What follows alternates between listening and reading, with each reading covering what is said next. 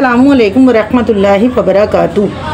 हमारे नबी अल्लाह के आखिरी रसूल हज़रत मोहम्मद मुस्तफ़ा सल्लल्लाहु अलैहि वसल्लम मक्का मुकर्रमा में पैदा हुए। आप सल्लल्लाहु अलैहि वसल्लम हज़रत इस्माइल की औलाद में से थे। मक्का में एक ख़ानदान कुरैश का था। आप सल्लल्लाहु अलैहि वसल्लम इसी कुरैश ख़ानदान से थे। काबे का इंतज़ाम भी इसी ख़ानदान के हाथ में था, इसीलिए सारे अरब के लोग कुरैश की बहुत इज़्ज़त करते थे। हज़रत मोहम्मद मुस्तफ़ा सल्लल्लाहु अलैहि वसल्लम हज़रत इस्माइल के तकरीबन 2500 साल बाद पैदा हुए। सही कौल के मुताबिक आप सल्लल्लाहु अलैहि वसल्लम के पैदा होने की तारीख़ 20 अप्रैल 571 है, यानी इस्लामी सन हिजरी से 53 साल पहले 9 रबीउल अव्वल को पीर के दिन आप सल्लल्लाहु अलैहि वसल्लम पैदा हुए। आपकी पैदाइश से 5 महीने पहले आप सल्लल्लाहु अलैहि वसल्लम के वालिद का इंतकाल हो चुका था। आपके वालिद का नाम अब्दुल्ला और माँ का नाम आमिना था। जब आप सल्लल्लाहु अलैहि वसल्लम 6 साल के हुए तो बीबी आमिना का भी इंतकाल हो गया। अब आप सल्लल्लाहु अलैहि वसल्लम के दादा अब्दुल मुत्तलिब ने आप सल्लल्लाहु अलैहि वसल्लम को पाला, लेकिन 2 साल के बाद दादा भी चल बसे। इसी तरह हज़रत मोहम्मद मुस्तफ़ा सल्लल्लाहु अलैहि वसल्लम 8 साल की उम्र में माँ बाप और दादा के साय से महरूम हो गए। उसके बाद आपके चचा अबू तालिब ने आप सल्लल्लाहु अलैहि वसल्लम को पाला। अबू तालिब ही के घर आप जवान हुए। इस ज़माने में पढ़ने लिखने का रिवाज नहीं था। आप सल्लल्लाहु अलैहि वसल्लम ने भी कुछ नहीं पढ़ा। जवान होने पर चचा अबू तालिब के साथ तिजारत करने लगे। इसी सिलसिले में मुल्क शाम गए। बचपन में आप सल्लल्लाहु अलैहि वसल्लम बुरी बातों से बचे रहे। आप बड़े सच्चे थे। अरब के लोग आप सल्लल्लाहु अलैहि वसल्लम की सच्चाई को देखकर आप सल्लल्लाहु अलैहि वसल्लम को सादिक कहकर पुकारने लगे। आप सल्लल्लाहु अलैहि वसल्लम ने लेन देन और कारोबार में भी हमेशा मामला साफ और खरा रखा। एक पैसे का भी उलटफेर कभी नहीं किया। पैसे के मामले में पूरी अमानतदारी के साथ काम लिया। अरब वाले आपकी अमानतदारी देखकर आपको आमीन कहने लगे। मक्का में एक मालदार औरत थी, उनका नाम खदीजा था। उनकी उम्र 40 साल की थी। वो बेवा थीं। उनके 2 बार शादी हो चुकी थी, लेकिन दोनों बार शौहर का इंतकाल हो गया था। बाप का भी इंतकाल हो चुका था। बीबी खदीजा लोगों को अपना माल देकर तिजारत कराती थी। जब उन्होंने हुजूर सल्लल्लाहु अलैहि वसल्लम की अमानतदारी और सच्चाई का हाल सुना तो आप सल्लल्लाहु अलैहि वसल्लम से मामला किया और आप सल्लल्लाहु अलैहि वसल्लम को तिजारती माल देकर शाम भेजा। जब आप सल्लल्लाहु अलैहि वसल्लम मुल्क शाम से लौटे तो एक एक पैसे का हिसाब समझाया। इस बार 2 गुना फ़ायदा हुआ। अपने नौकरों से जो आप सल्लल्लाहु अलैहि वसल्लम के साथ शाम गए थे, बीबी खदीजा ने आप सल्लल्लाहु अलैहि वसल्लम के बारे में पूछा। उन सब ने आप सल्लल्लाहु अलैहि वसल्लम की अच्छी आदतों की तारीफ़ की। उन बातों का असर हज़रत खदीजा पर यह हुआ कि उन्होंने अपनी तरफ से शादी का पैगाम आप सल्लल्लाहु अलैहि वसल्लम के पास भिजवाया। आप सल्लल्लाहु अलैहि वसल्लम ने अपने चचा से राय ली और उसके बाद आप सल्लल्लाहु अलैहि वसल्लम की शादी हज़रत खदीजा के साथ हो गई। उस वक्त आप सल्लल्लाहु अलैहि वसल्लम की उम्र 25 साल की थी और हज़रत खदीजा की 40 साल की। ये वो ज़माना था कि जब मक्का शहर और अरब के लोग बुरे कामों में फंसे हुए थे। एक खुदा के बदले बहुत सी मूर्तियों को पूजने लगे थे। काबा जो एक खुदा की इबादत के लिए बनाया गया था, अब वहाँ 360 मूर्तियाँ रखी गई थीं। लोग शराब पीते, जुआ खेलते, ज़रा सी बात पर लड़ पड़ते थे और एक दूसरे को कत्ल कर देते थे।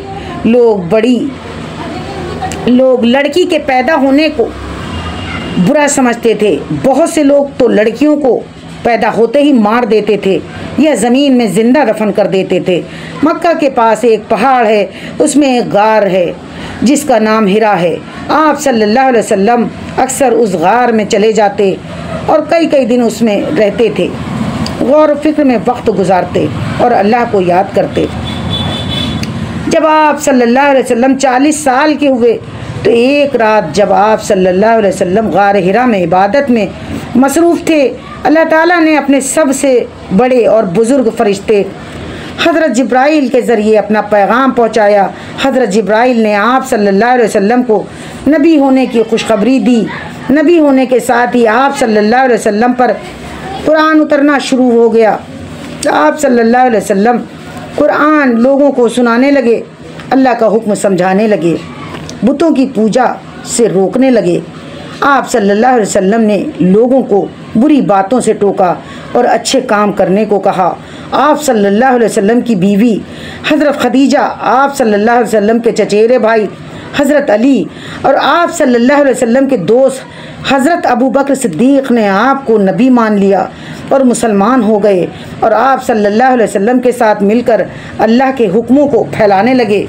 मक्का के कई लोग भी मुसलमान हुए, जो मुसलमान नहीं हुए वो काफिर कहलाए। काफिरों ने मुसलमानों और अल्लाह के नबी को सताना शुरू किया। काफिर मुसलमानों को कोड़े मारते, कड़ी धूप में अरब की गर्म रेत पर लिटा देते, उनका तरह तरह से मजाक उड़ाते, लेकिन उनको कामयाबी नहीं हुई। वो किसी मुसलमान को इस्लाम से हटा नहीं सके।